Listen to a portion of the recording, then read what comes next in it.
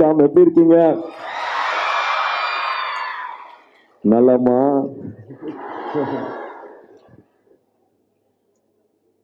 ரொம்ப ரொம்ப சந்தோஷமா இருக்கேன். உங்களால இங்க பாக்குறது வந்து ரொம்ப ரொம்ப சந்தோஷமா இருக்கேன். ஆனா இருக்கிற அத்தனை ப்ரொஃபசர்ஸ்க்கும், பெரியவங்களுக்கும், ஸ்டாஃப்ஸ் எல்லாருக்கும் என்னோட மரியாதைகளும் வணக்கங்களும். முதல்ல அகரமோட ஒரு கூட்டு முயற்சியில அகாடமிக் ஃபோக்கஸ் பண்ணி முதல் முறையா ஸ்டெம் பத்தின ஒரு கான்ஃபரன்ஸ் நடக்கிறது வந்து எனக்கு ரொம்ப ரொம்ப ஒரு முக்கியமான நாளா பாக்குறேன். ரொம்ப ஒரு மகிழ்ச்சியான ஒரு நாளா பாக்குறேன். இல்லையா, அகரம் ஆரம்பிச்சு ஒரு 15 வருஷத்துல இது வரைக்கும் ஒரு 6000 கிட்டத்தட்ட ஒரு 6000 கிட்ட மாணவ மாணவிகள் படிச்சு முடிச்சிருக்காங்க, படிச்சுட்டு இருக்காங்க. அதுல 70% பேர் 70% 70% பேர் என் தங்கைகள். 70% should be girls அப்படிங்கிறது வந்து வருஷம் அது ஒரு ரூலா பண்ணிட்டு இருக்கு ஒரு 15 வருஷத்துக்கு மேலேயே. ஸோ அகரம் குழுவா வந்து அவங்களுக்கு அடுத்தது என்ன பண்ணலாம், அகாடமிக் சம்பந்தமா வந்து அவங்களுக்கு என்ன தேவைகள் இருக்கு, எங்க கேப்ஸ் இருக்கு, என்ன விஷயங்கள் பண்ணலாம் அப்படின்னு குழுவா யோசிக்கும் போது வந்து we realized ஸ்டெம் சம்பந்தமான படிப்புலையும் துறையிலையும் அவங்களோட பங்களிப்பு வந்து குறைய இருக்கு. கிட்டத்தட்ட ஒரு 30% தான் இருக்கு அப்படிங்கிறது வந்து we realized. ஸ்டெம்ங்கிறது வந்து சயின்ஸ், டெக்னாலஜி, இன்ஜினியரிங், மேத். என்னடா ஒரு பிகாம் முடிச்சுட்டு இதெல்லாம் சொல்றேன்னு பார்க்காதீங்க, கொஞ்சம் ரிசர்ச் பண்ணிட்டு அதனால சொல்றேன். ஸோ இது நம்ம ஊர்ல மட்டும்தானா, இது நம்ம குழந்தைகளுக்கு மட்டும்தானா, நம்ம சமுதாயத்துல மட்டும்தான் அப்படி இருக்கா? ஏன்னா நான் ஒரு அப்பாவை வீட்டில் பார்க்குறேன். நான் என் தங்கச்சிக்கு நடக்கிறது, என் மனைவிக்கு நடக்கிறது, என் குழந்தைக்கு, என் பொண்ணுக்கு, என் பையனுக்கும் நான் எனக்கு தெரியாம பண்ற சின்ன வித்தியாசங்கள் தான் காரணமா, அவங்களை வளர்க்குற விதம் காரணமா அப்படின்னு பார்க்கும்போது இல்லை அப்படின்னு ஒரு ரிசர்ச் சொல்லுது. உலகம் பூராவே இன்ஜினியரிங் சம்மந்தப்பட்டது, இனோவேஷன் சம்மந்தப்பட்டதுல வந்து பெண்களோட பங்களிப்பு வந்து 30% குறைவா தான் இருக்கு அப்படிங்கறத வந்து ரிசர்ச் சொல்லுது. பட் ஆனா ஸ்டெம்ங்கிறதே வந்து வெறும் ஒரு சயின்ஸ் மேத் மட்டும் கிடையாது. அது வந்து it is creativity, it is problem solving, it is innovation, it is resilience. இது எல்லாமே பெண்களுக்கு வந்து இயல்பா வரக்கூடியது. அப்படியே வரமாட்டேங்கிறாங்கன்னு பார்த்தா ஐ திங்க் ஒரு ரோல் மாடல்ஸ் இல்லை எங்களுக்கு வந்து, இது வந்து ஒரு எடுத்துக்காட்டு இல்லை, ரோல் மாடல்ஸ் இல்லை அப்படின்ட்டு ஒரு காரணம் வைக்கிறாங்க. ஆனா அதுவும் இல்லை அப்படிங்கிறது வந்து இந்த ஃபங்க்ஷன் போறதுக்கு முன்னாடி ஒரு சின்ன ரிசர்ச் பண்ண அதுலயும் தெரிஞ்சது.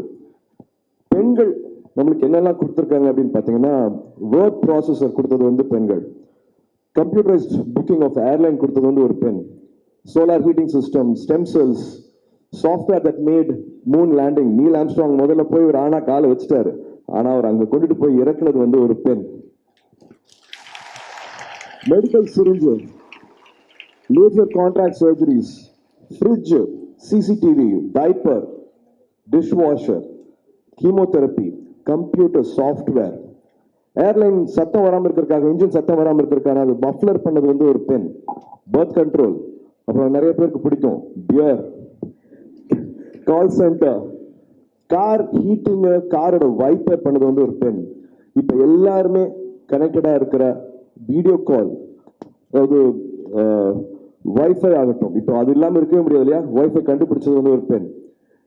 நம்ம இந்தியாவோட அக்னி மிசைல், அதுல முக்கிய பங்கு அளிச்சது வந்து டெசி தாமஸ், நம்ம இந்திய பெண். இஸ்ரோல மங்கள்யான் உட்பட 14 மிஷன்ஸ் வெற்றிகரமா எடுத்ததுல ரொம்ப ரொம்ப முக்கியமான இஸ்ரோல சயின்டிஸ்ட் வந்து நந்தினி ஹரிநாத் அவர்கள் 14 இயர்ஸ் அவங்க கான்ட்ரிபியூட் பண்ணிருக்காங்க. ஸோ பெண்களோட பங்களிப்பு வந்து ஏகப்பட்டது இருக்குது. வழக்கம் போல எல்லா இடத்துலையுமே வந்து கவனிக்கப்படுற, பாராட்டப்படுற, இல்லாட்டி பேசப்படுற வந்து ஆண்களாகவே மட்டும்தான் இருந்திருக்குது. என்ன சுத்தி இருக்கிற பெண்களை வந்து நான் ரொம்ப ரொம்ப சக்தி வாய்ந்தவங்களா நான் பார்த்திருக்கேன். அது எல்லா இடத்துலையுமே நான் பொருந்தும். என்னை சுத்தி இருக்கிறேன்னா என் வீட்டுல இருந்து நான் இப்போ அகரம் ஒரு 6000 குழந்தைங்க இருக்காங்கன்னா வந்து அதுல முக்காவாசி பேர் அகரம் நடத்துறது வந்து பெண்கள். அதுல இன்னொரு முக்கியமான தாய்னா ஜெயஸ்ரீ சொல்லுவேன். So I really believe in women power. I believe உங்களால முடியாதது ஒண்ணுமே இல்லை அப்படிங்கறத வந்து நான் முழுமையா நம்புறது. ஏன்னா நான் 75ல பிறந்தேன். அப்ப இருந்து அப்பா வந்து 12th ஸ்டாண்டர்ட் மார்க்ஸ்க்கு வந்து யார் வந்து அதிகமாக மார்க் வாங்கணும் அவங்களுக்கு வந்து பரிசு கொடுத்துட்டு இருக்காங்க. 48 வருஷம் ஆக போகுது. இப்போ வரைக்கும் அதிகமா பாஸ் ஆகிறது வந்து பெண்கள், அதிகமா வந்து காலேஜ் படிப்பை முடிக்கிறதும் வந்து பெண்கள். அப்புறம் எங்க அந்த ட்ரீம் கேப் வருது? இது வந்து ஒரு சைலண்ட் கொஸ்டினாவே தான் எப்பவுமே போயிட்டு இருக்கு. ஒரு $1 மில்லியன் கொஸ்டினா போயிட்டு இருக்கு. நிறைய மார்க் வாங்குறதும் பெண்கள், நிறைய படிச்சு முடிக்கிறதும் பெண்கள். அதுக்கப்புறமா என்ன ஆகிறாங்க அப்படின்னா, அப்கோர்ஸ் நம்மளோட சமுதாயம் வந்து அதை பல விஷயங்கள் கொடுக்குது. வந்து அவங்களால தொடர்ந்து வேலை செய்ய முடியாது, குழந்தை பிறந்துடும், அவங்கள நம்ப முடியாது, வேலைக்கு வந்துட மாட்டாங்க, ஒரு பொறுப்பு எடுத்தாங்கன்னா முடிக்க முடியாம போயிடும் அப்படிங்கிற பல ஒரு கிளாஸ் சீலிங் இருக்கு, ஒரு கிளாஸ் வால் இருக்கு. பட் அதை எல்லாமே தகர்த்துட்டு நம்ம வந்துட்டு இருக்கோம். உடல் வலிமையை வச்சுதான் வந்து ஜெயிக்க முடியும் அப்படின்னு நினைச்சிருக்கிற ஸ்போர்ட்ஸ்லயும் இந்தியாவை எங்கேயோ கொண்டுட்டு போறது வந்து பெண்கள் மட்டும்தான். அது எல்லா துறையிலுமே ஆகட்டும். ஸோ ஒரு செரிபல் ஈக்குவாலிட்டி இருக்கிறது, படிச்சா மட்டுமே போதும் பெரிய மாற்றத்தை எடுத்துட்டு வர முடியும் அப்படிங்கிறது வந்து ஒரு ஹார்வர்ட் சர்வே சொல்லுது. ஸோ விமன் இன்ஜினியர் மென் இன்ஜினியர் ரெண்டு பேருமே வச்சுட்டு ஒரு சர்வே பண்ணதில்ல. மக்களுக்கான தேவை, யதார்த்தமான உண்மையான தேவைகளை வந்து பூர்த்தி செய்யறது வந்து பெண்களால மட்டும்தான் முடியும் அப்படிங்கிறது வந்து ஒரு ஹார்வர்ட் சர்வே சொல்லுது. ஸோ இப்போ பார்த்துக்கிற ப்ராடக்ட்லையும் வந்து வெறும் வணிக ரீதியா மட்டும் இல்லாம, லாபம் சம்பாதிக்கிறது மட்டும் இல்லாம, மக்களுக்கான உண்மையான தேவைகளை எடுத்துட்டு வர்றது வந்து உங்களால மட்டும்தான் முடியும். ஸோ அதுக்காக தான் இந்த கான்ஃபரன்ஸ், இந்த ஸ்டெம் கான்ஃபரன்ஸ்ல வந்து பல உரையாடல்கள் நடக்கும். நிறைய அகாடமிஷியன்ஸ் வந்திருக்காங்க. எல்லா டிபேட்டும் வைங்க, என்னென்ன பிரச்சனைகள் இருக்கு அப்படின்னு சொல்லுங்க. அதை எப்படி முன்னெடுத்துட்டு போறது, அதை எப்படி எக்ஸிக்யூட் பண்றாங்க வரைக்கும் வந்து அழகான டிபேட்ஸ் நடக்க போகுது. இன்னைக்கும் நாளைக்கும் வந்து மேக் திஸ் யோர் டே. உள் மனசுல, ஆள் மனசுல நம்ம என்ன ஆகணும் அப்படிங்கிறது ஏங்கி தவிக்கிறோமோ அதுவாக நம்ம ஆக முடியும். எந்த காரணங்கள் சுற்றி இருந்தாலும் அதை எல்லாத்தையும் முறைச்சிட்டு நீங்க ஒன்று முடிவு பண்ணிட்டீங்கன்னா நீங்க அது ஆக முடியும்.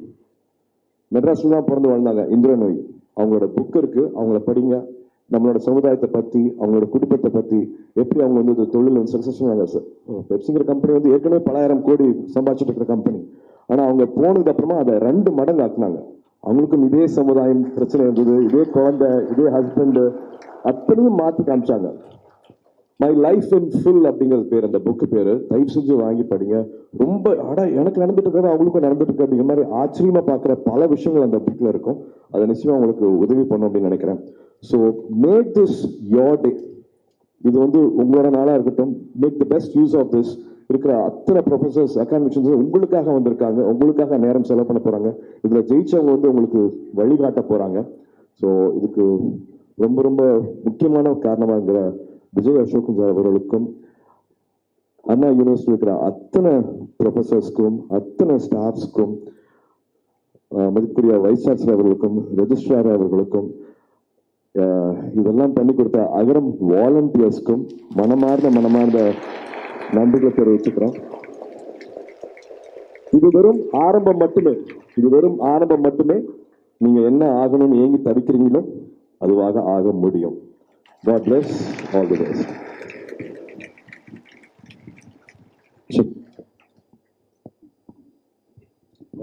குறிப்பா பத்திரிகை நண்பர்கள் எல்லாருக்கும் வணக்கம்.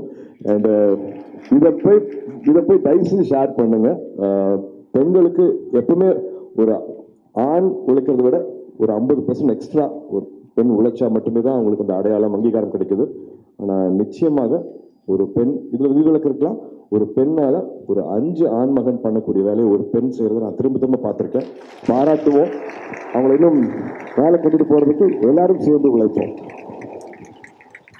ரொம்ப நன்றி. இந்த நிகழ்ச்சியில வந்து நீங்க வந்து துவக்கத்துல வந்து ஆரம்பிச்சிருக்கிறது வந்து இங்க இருக்கக்கூடிய அனைத்து தங்கைகளுக்கும் வந்து கண்டிப்பா இன்னும் உத்வேகம் அதிகமாக இருக்கும்.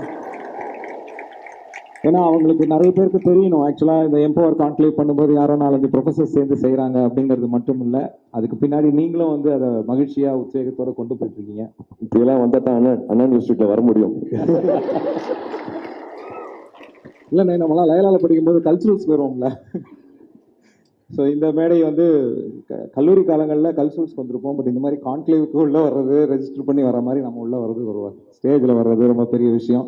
ஸோ இன்றைய நிகழ்ச்சியை இனிதே நமக்கு வந்து துவங்கி அவருடைய ஒரு ஸ்பெஷலான ஒரு மென்ஷன் இன்னைக்கு வந்து ஏன் எம்பவர் அப்படிங்கிறத ரொம்ப அழுத்தமாக சொல்லியிருக்காரு நமது அண்ணன் சூர்யா அவர்கள். அவர்களுக்கு மிகப்பெரிய நன்றியை தெரிவிச்சுக்கிறோம்.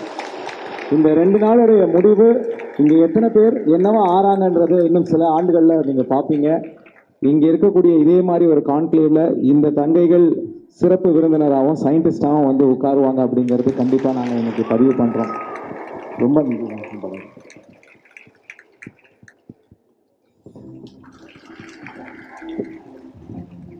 டப்பிங் போயிட்டு இருக்கேன், அதனால தான் தொண்டை எப்படி இருக்கு. அங்க வெயிட் பண்ணிட்டு இருக்காங்க கங்குவாக்காக. ஆல்மோஸ்ட் படம் முடிஞ்சிருச்சு. So I have to leave now. அதனால உங்ககிட்ட இருந்து விடைபெற்றுக்கிறேன். தேங்க்யூ.